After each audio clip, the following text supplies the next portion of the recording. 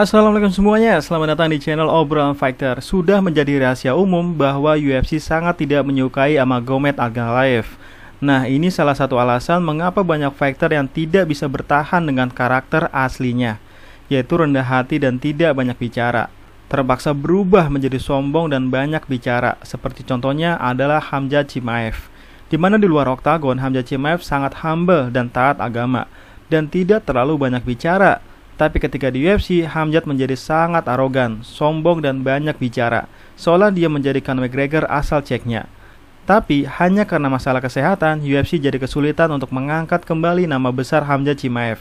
Satu-satunya cara supaya nama Khamzat Chimaev naik lagi adalah dengan usaha Khamzat Chimaev sendiri, yaitu dengan menunjukkan kehebatannya di dalam oktagon.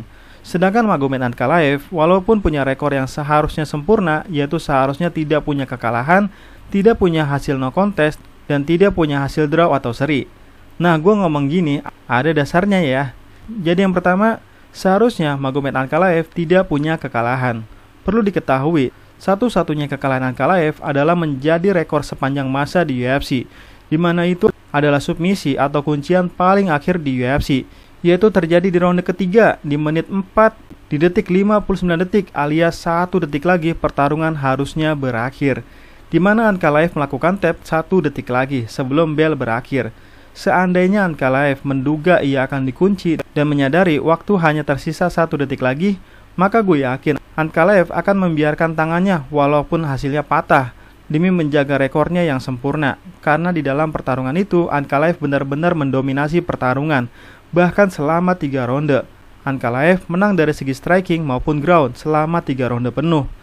Yang kedua, seharusnya Ankalaev tidak pernah merasakan no contest.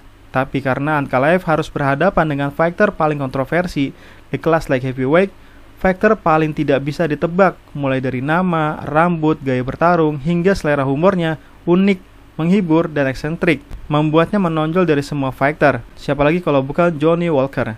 Ya, bagi gua, ini adalah fighter paling aneh di kelas ini. Nah, apesnya, fighter sekelas Magomed Ankalaev harus berhadapan dengan fighter aneh seperti Johnny Walker. Dan benar saja, salah satu kejadian paling aneh sepanjang sejarah UFC terjadi di dalam pertarungan, yaitu ketika Ankalaev melakukan tendangan lutut ilegal dan wasit langsung menghentikan pertarungan. Maka dokter langsung cek kondisi Johnny Walker, dan ketika Johnny Walker ditanya di negara mana sekarang kita berada, nah si aneh ini malah menjawab di padang pasir. Entah emang gak tahu Uni Emirat Arab, atau emang bercanda, atau memang dasarnya aneh, Johnny Walker malah jawab kayak gitu. Maka dokter menyatakan Johnny Walker tidak bisa melanjutkan pertarungan, karena Johnny Walker tidak bisa menjawab pertanyaan dengan benar. Maka pertarungan ini dinyatakan no contest. Tapi si aneh ini malah ngelanjutin sendiri pertarungannya. Otomatis heboh seisi oktagon, dan Ankalaev terlihat sangat muak dan kesal dengan kelakuan si aneh ini. Nah, Ankalaev harus bertarung ulang dengan si aneh ini, dan langsung dibuat knockout di ronde kedua. Dan yang ketiga, seharusnya Ankalaev tidak merasakan draw atau seri.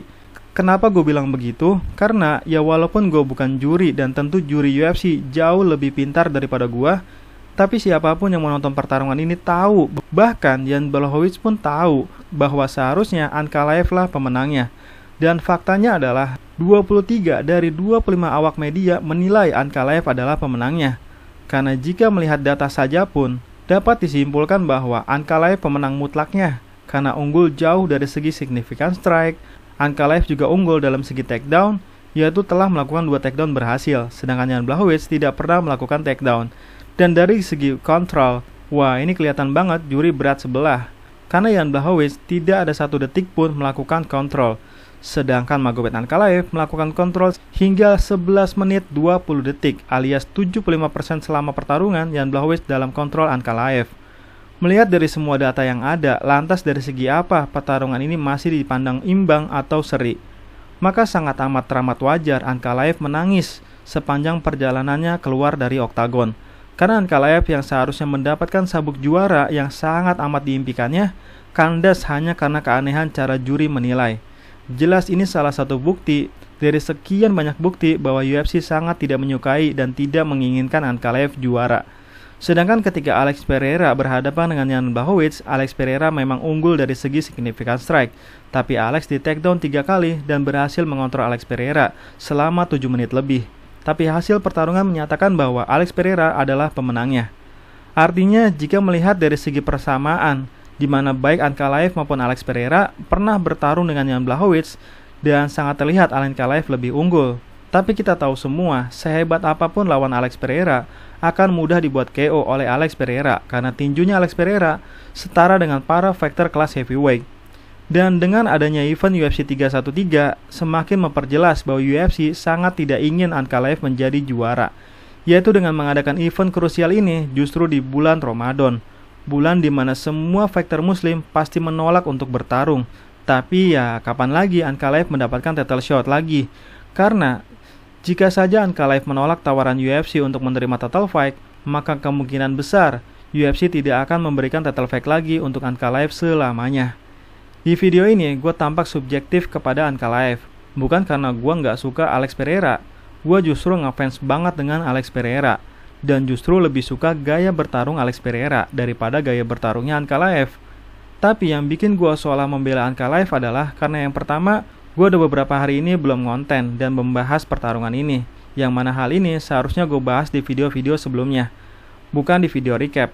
Yang kedua, gue gak suka aja melihat ketidakadilan yang dirasakan bertubi-tubi menimpa Magomed Ankalaev, yang mana pernah juga dirasakan oleh Khabib Nurmagomedov saat masih berkarir di UFC. Seharusnya Khabib Nurmagomedov bisa merasakan juara lebih dari 4 kali. Begitu juga seharusnya Ankalaev pernah merasakan juara. Apalagi ini adalah usia terbaiknya seorang fighter untuk bisa menjadi juara di UFC, yaitu 32 tahun. Dan akhirnya di usia terbilang pantas juara, Ankalaev menjadi juara di UFC.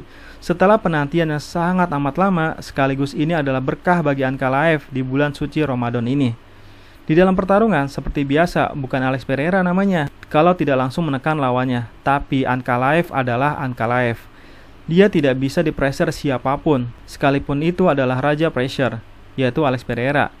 Tapi ada yang unik dalam pertarungan kali ini, di mana biasanya Ankalaev dikenal sebagai fighter ortodoks. Tahu-tahu selama pertarungan, Ankalaev menjadi fighter southpaw alias kidal.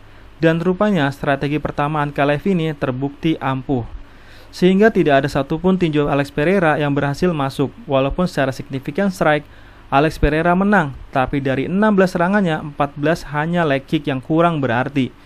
Di ronde kedua, ini benar-benar milik Ankalaev. Berkali-kali Alex mau menekan, tapi selalu gagal. Justru Alex terpental karena front kicknya Ankalaev. Pertarungan ini light heavyweight banget, yaitu walaupun keduanya punya power yang setara dengan fighter kelas heavyweight, tapi pertarungan selalu sangat teknikal dan sangat rumit. Karena setiap kali Alex melakukan leg kick, langsung dibalas dengan leg kick.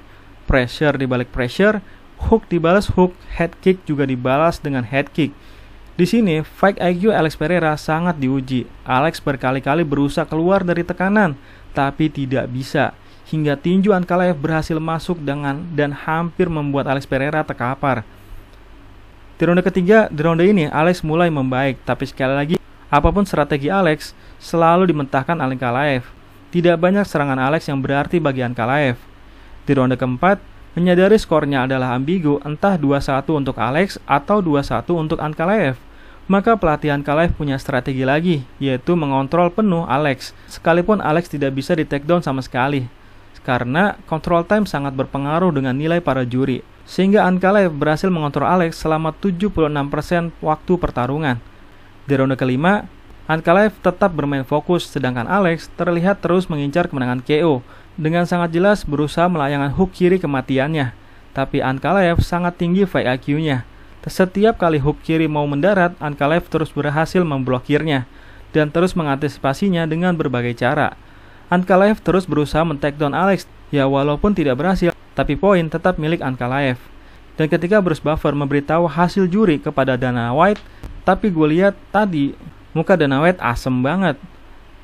Tapi apa daya, UFC tetap harus fair, dan menyatakan bahwa seorang Magomed Ankalaev akhirnya menjadi pemilik sabuk juara UFC yang tak terbantahkan, dan menambah rekor Ankalaev menjadi 14 pertarungan belum terkalahkan.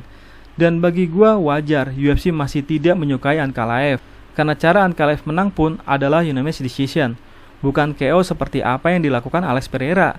Tapi ya ini kelas light heavyweight, sekali lagi ini kelas light heavyweight. Jon Jones pun juga sering juara dengan hasil unanimous decision. Tapi yang terpenting adalah Alex Pereira menambah keberkahannya di bulan suci ini dengan sabuk juara. Nah, itulah rekap singkat hari ini. Apakah hasil ini sesuai harapan teman-teman atau enggak? Dan kapan terjadi rematch? Silahkan tulis di kolom komentar ya. Sekian dan terima kasih.